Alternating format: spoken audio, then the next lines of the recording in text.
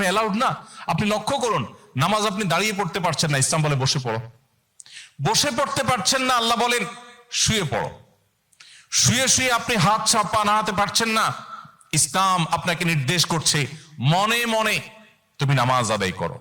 আপনাকে ওযু করে নামাজ পড়তে হবে, ওযু করতে পারছেন না, ইসলাম বলে তুমি তায়াম্মুম করো। আপনি তায়াম্মুম করতে যদি অপারগ হন, তায়াম্মুমের ব্যবস্থা নাই, ওযুর ব্যবস্থা নাই, তাহলে যে অবস্থা আছেন সে অবস্থা আপনাকে নামাজ আদায় করতে হবে। নামাজের জন্য সতর ঢাকা ফরজ, কিন্তু এমন কোন পরিস্থিতিতে আছেন, আল্লাহ মাফ করুক, আপনার সতর ঢাকার ব্যবস্থা নেই, তাহলে ওই অবস্থায় আপনাকে নামাজ আদায় করতে হবে। আপনি যদি এমন কোন পরিবেশে থাকেন যেখানে আপনার পবিত্র কাপড় থাকা নামাজের জন্য পূর্ব শর্ত, অথচ আপনার কাছে পবিত্র কোনো কাপড় নাই, তো ইসলাম ওই অবস্থা আপনাকে নামাজ পড়তে বলে।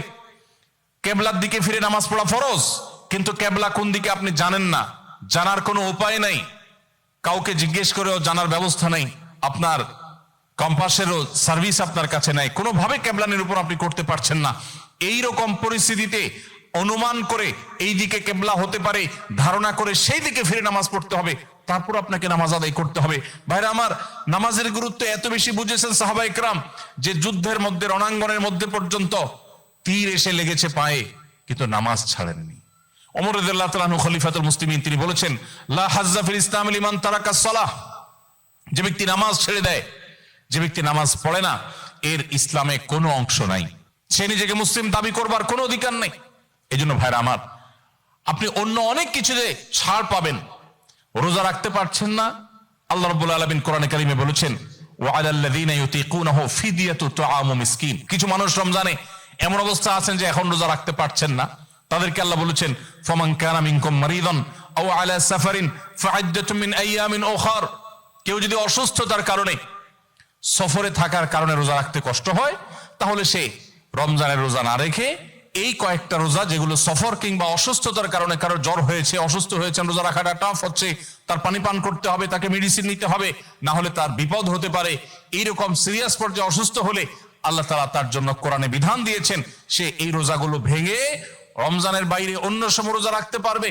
আর যদি কারো রোজা রাখার ক্ষমতা একেবারে শেষ হয়ে যায়, ওয়ালাল্লাযীনা ইউতীকুনাহু ফিদিয়াতু তুআমু মিসকিন, কারো রোজা রাখার একেবারে ক্ষমতা নেই, তিনি অসুস্থ হয়ে পড়েছেন, বার্ধক্যজনিত কষ্টে তিনি বয়সের শেষ প্রান্তে এসেছেন, রোজা রাখতে পারেন না, আর এই ব্যক্তির জন্য রোজার বিকল্প হিসাবে খাদ্য বিতরণ করতে বলা হয়েছে। মিসকিনকে, একজন মিসকিনকে একদিনের খাবার দিয়ে দিলে একটা রোজার বিকল্প হয়ে যায়।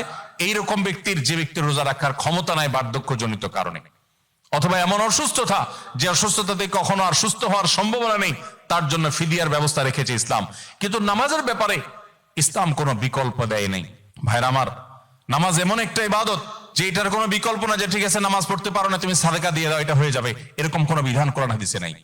অতএব আমরা যদি নিজেদেরকে মুসলমান পরিচয় দিতে চাই, আমাদের ইসলামটাকে আমরা ধারণ করতে চাই, তাহলে আমাদের 5 ওয়াক্ত নামাজকে সর্বোচ্চ গুরুত্ব দিতে হবে, যেই কোনো পরিস্থিতিতে আদায় করতে হবে। অনেক সময় হীনমন্যতা কাজ করে যে আমার এখানে কেউ মুসলমান না, আমি একা মুসলমান, একা নামাজ পড়লে সবাই তাকায় থাকবে, নামাজের কোনো আলাদা জায়গা নেই, তো তাকায় থাকবে। তাতে আমার যদি একটু হেজিটেশন হয়, আমি যদি একটু অস্বস্তিতে পড়ি, আমি যদি একটু লজ্জাস্কর পরিস্থিতিতে পড়ি, তারপরেও সেটাকে আমার মেনে নেওয়াটা আমার ইমানের দাবি। আমি জান্নাতটা আল্লাহর কাছে কোন মুখে চাইবো? অনন্তকালের সুখের ঠিকানা জান্নাত যে চাইবো, সেখানে তো আমাকে কিছু স্যাক্রিফাইস করতে হবে। এই স্যাক্রিফাইসের বিনিময় আল্লাহর কাছে আমি জান্নাত চাইতে পারি।